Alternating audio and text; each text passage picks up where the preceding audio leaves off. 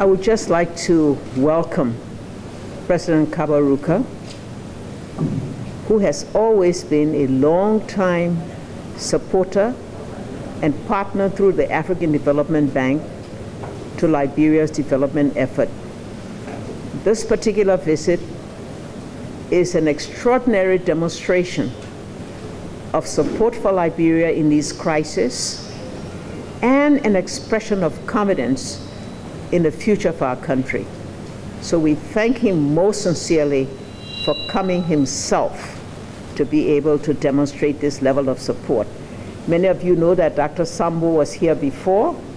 He has returned to again show his strong support through the World Health Organization for the effort we are making on this crisis. So to both of them, on behalf of the Liberian people, welcome and thank you very much for all that you do as we try to combat this deadly virus.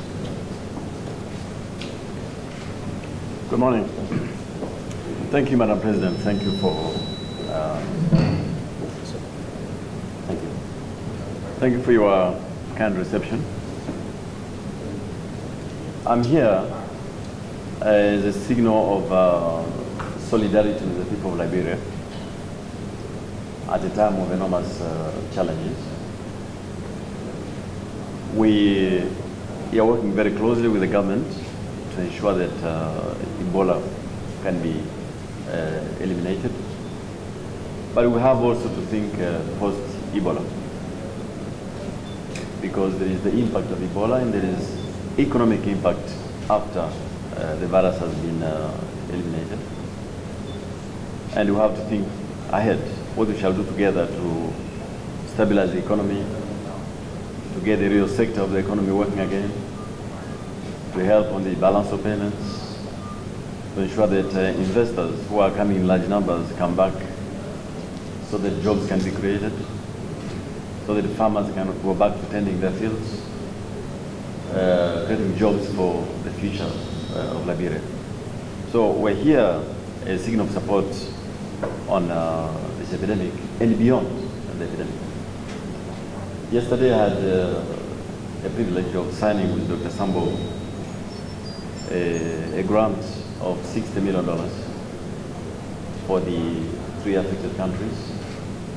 This money will be disbursed quickly to help in the fight against Ebola, but also looking beyond, as I said, in terms of additional support we can provide to ensure that the economy does not lose the benefits of the huge recovery that is done over the last few years. But also, Madam President, I'm here to show that there's no need to have any concern about coming to Liberia. I believe, speaking to the business community, to investors, provided you follow the advice, Liberia is an ordinary African country. You can come visit. That is why I'm here today with you. I would like to call upon the world of investors, business people. Yes, there is an epidemic here. It's a serious matter. We're all addressing it. But please let us not panic and make a bad situation worse. It is quite possible to take measures recommended by the World Health Organization and yet visit this country, continue doing businesses. But that is the long-term future. Ebola will be defeated sooner or later.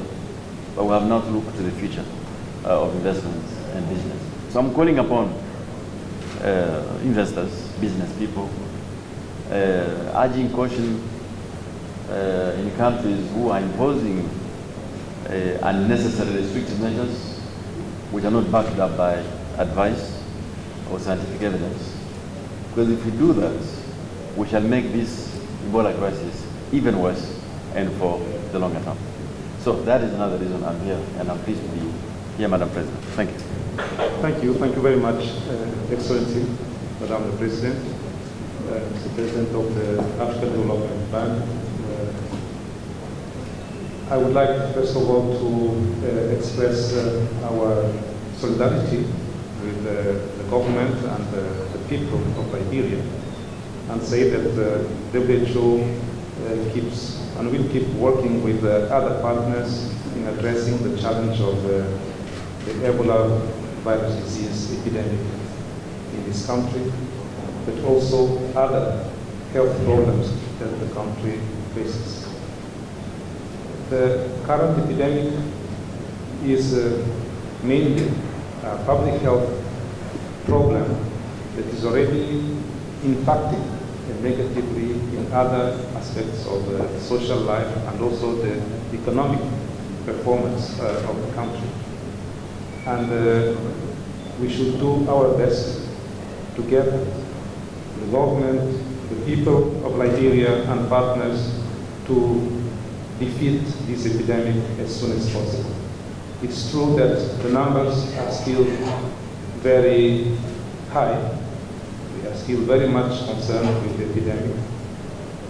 We are not yet in decline of number of cases, but we believe that applying the public health measures that are based on the science, that are known, if we apply them at community level, at treatment center level, in the society in general, we will defeat the epidemic. We are concerned with the travel bans by some airlines to this country and other affected countries. And we would like to reiterate WHO's position that we don't endorse these bans. This situation is compromising the deployment of the international experts to affected countries, may compromise also the management and of other technological resources that are required to fight the epidemic and address other public health problems in these countries. We want also to say that the $60 million that we signed yesterday with the African Development Bank will be used in affected countries to increase the capacity for case management, to recruit and retrain national staff and international health staff to boost the capacity of response, not only at the level of treatment centers, but also for disease surveillance and contact tracing. We will provide also an additional support to the logistic capacity, particularly to ensure safe burials so that we contribute to stop the chain of transmission of the virus as soon as possible. Once again, we appreciate the work that is being done by the government under the leadership of Madam President, and also the contribution, the very valuable contribution of many other partners that are working in support to the government and the people of Nigeria. Thank you very much. Okay, guests are on their way back to the airport immediately from the airport. We'll take just 3 questions to the board and have a question each for each of the speakers. Just 3 to go. First, from here. My name is Nimas Boya, and I work for the United Nations. I'd like to hear from the 2 guests. You talked about $60 million given to the 2 countries. This is directly to the government or international NGOs working to quantify. 1, 2, I'd like to hear from WHO area. How much effort are you exerting in terms of the awards to make sure that these countries that are restricting airlines coming to Nigeria can be more practical in hearing what you say?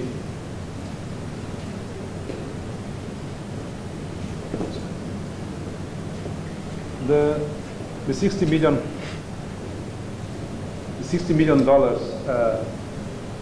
signed and provided by the African Development Bank will be managed by the World Health Organization using the WHO financial management system. But it will be to provide support for the implementation of the national operational response plans in affected countries.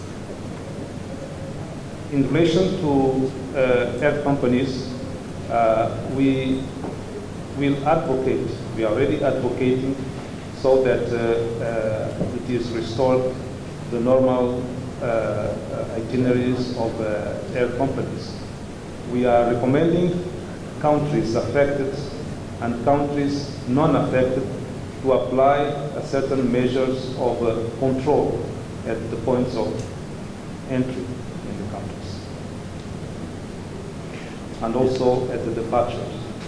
So these are some recommendations already made available by WHO after the meeting of the emergency committee that analyzed the current situation of the Ebola virus outbreak in Africa and the relevant recommendations to all the member states.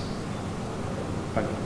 Yeah, let me also say that beyond the airlines, we're talking about